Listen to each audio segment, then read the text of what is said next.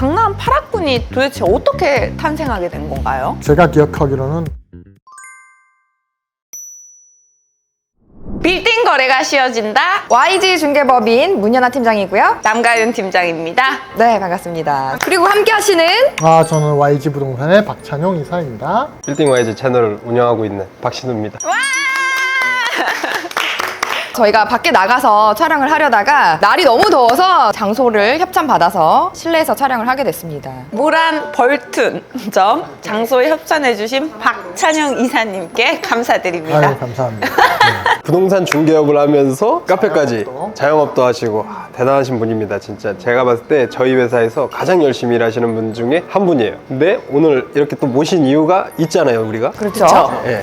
우리가 교육에 대해서 다들 관심이 많고 우리 아이가 아직 어리신 분들은 우리 학군지에 대한 관심도 많은데 학군의 중심이라고 할 수 있는 강남의 8학군에서 거의 활동을 많이 하고 계신 분, 또 1세대 하신 분. 8학군 네, 두 분과 함께 학군 이야기를 좀 나눠볼까 해서 이 자리를 만들게 됐습니다. 강남 8학군이 도대체 어떻게 탄생하게 된 건가요? 저도 초등학교 4학년 때 이제 청담동이라는 곳에 처음으로 입성을 했는데 그때만 해도 강남에 아파트라는 것이 거의 없었고 이제 신축된 아파트 몇 개로 이제 유지가 되었고 그때부터 아마 8학군이라는 게 시작되었던 것 같아요. 경기고등학교, 영동고등학교, 휘문고등학교 이런 학교들밖에 없었어요 사실. 그럼 이사님이 나온 저는 경기고등학교. 와. 경기고등학교. 대경기고등학교. 야, 경기고 출신이셨군요. 네, 늘 겸손하셔서 몰랐습니다.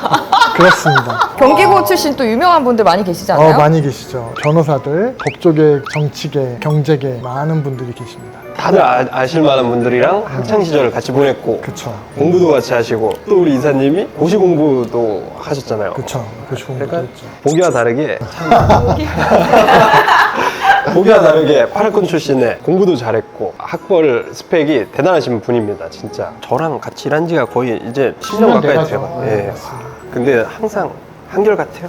10년 전이나 지금이나 대단하신 분입니다. 근데 오늘 좀 첫 방송 출연이라 그런지 많이 얼어 계시네요. 그게 아니라 이제 주제가 광범위하게 들어오니까 어떤 얘기를 꺼내야 될지. 아무래도 우리가 부동산 일을 하다 보니까 학군이 좋은 곳은 집값이 떨어지지 않는다는 그런 룰이 있잖아요. 그래서 저는 강남이 도대체 왜 이렇게 학군이 잡혔고 왜 개발이 됐는지 이게 정말 너무 궁금했거든요. 실제로 거기서 자라고 학교를 다녀봤던 분의 이야기를 좀 들어보고 싶어서 오늘 주제를 이렇게 잡았습니다. 편안하게 이제 그러면 그때 얘기를 해보면 네. 제가 초등학교 4학년은 1980년쯤 됐죠. 80년쯤 됐을 때인데 그때 강남도 사실은 거의 대부분 뻘판이었어요. 아파트 몇 개만 딱 들어와 있고 제가 초등학교를 다니기 시작했는데 갑자기 신도시가 생기다 보니 학교가 70명씩 17반 와, 진짜 한 번에 70명. 70명씩 17반 1000명이었어요. 근데 새로 또 아파트가 생기니까 그걸 감당을 못하니 오전 오후반이 생겼어요. 어머. 그러다가 이제 나중에 새로운 학교가 생기면서 이제 떨어져 나갔죠. 그리고 중학교 올라갈 때도 강남에 학교가 없다 보니 그때로 얘기하면 강동이죠. 글로 배정을 받았어요. 그래서 버스를 타고 한 15분, 20분 갔던 기억이 나요. 그때 당시 80년도에 이제 강남 처음 왔을 때 있던 아파트가 뭐였는지 기억하세요? 그때 그게 이제 청담 삼익 아파트, 삼성동 홍실 아파트 이런 것들이 생겼죠. 근데 그게 벌써 30년이 지나서 재건축을 다시 맞아요. 하고 있잖아요. 그래서 네. 지금 새로 지금 또 짓고 있잖아요. 청담 삼익이. 그걸 실제로 다 지금 겪었죠. 네. 보고 그때 투자를 좀 하셨는지. 그러니까 이게 저는 어렸으니까 우리 어머님이 원체 아버님이 공무원이시다 보니 돈을 많이 못 버시니까 아파트로 재테크를 하셨죠. 이사를 다니시면서 한 번 이사할 때마다 남편분의 연봉보다 더 많은 돈을 벌어서 자녀들을 교육시키고 집안을 이끌어 나가고 그랬던 것 같아요. 그때 탄생한 단어가 복부인이라는 말이 복부인이죠. 네, 복부인. 맞습니다. 진행을 좀 잘하는데 마음에 드세요? 너무 재밌거든요. 그 뻘밭에 장화 신고 들어갔다가 나올 때 이제 삐딱구두 신고 나온다라는 말이 탄생됐다. 근데 강남은 사실은 아파트로 오는 사람들은 신규 부자라고 생각이 돼요. 분양을 받아서 오는 거기 때문에 없는 사람은 아니지만 그렇다고 엄청 돈이 많은 사람들은 설해마을이나 아니면 논현동 거기나 성북동, 평창동 이런 데에 사시는 분들이셨죠. 어떤 신규 부자들. 그래서 거기서 나온 것들이 오렌지족. 제가 오렌지족의 1세대. 그 오렌지족을 쫓아다니는 낑깡족이었어. 그럼 그때 압구정에서 많이 노셨겠네요? 제가 집이 압구정동이었습니다. 지금 한양 아파트.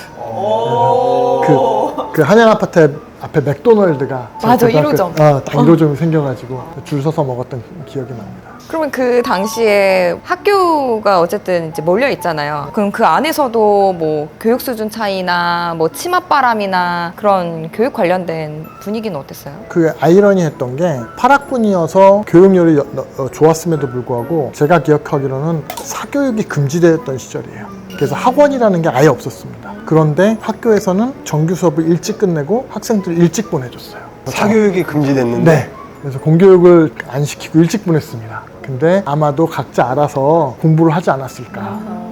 개인과 개인 뭐 그런 걸 하지 않았을까. 그 빈부 격차가 거기서 성적 격차라도 나올 수 있는 그런 가능성이 컸었던 시절이었죠. 그래서 8학군 얘기를 좀 더 하면 사실 8학군이라는 게 학교 자체가 좋다기보다는 거기에 있는 학생들과 학부모들의 학구열이 더 다른 데보다 더 넘쳐나지 않았나. 그래서 좀 차별화가 되지 않았나 싶어요. 그래서 학교 자체도 일찍 보내면서 개인적으로 더 공부를 열심히 하라는 의미도 됐었고 8학군 출신으로서 그러면 자녀 교육 지금 어떻게 진행하고 계획하고 계세요? 사실은 생각과 행동이 다릅니다. 저는 자식이 조금 더 자유분방하고 세상을 좀 넓게 보고 이렇게 자랐으면 좋겠다라고 생각을 하고 있지만 현실은 그렇지 않습니다. 왜냐하면 대치동 근처에 이제 학원을 보내고 있는데 공부가 되어 있지 않으면 보낼 학원이 없습니다. 그 나이에 따른 그 등급이 있기 때문에 공부를 미리미리 시켜주지 않으면 아이가 원하는 학원에 보낼 수조차도 없습니다. 그러니까요. 그래서 제 의도와는 관계없이 선행을 시작하게 됐고 사실은 우리 아들이 고3처럼 공부를 하고 있습니다. 어저께도 11시 반까지 공부를 했고요. 지금 몇 학년이죠?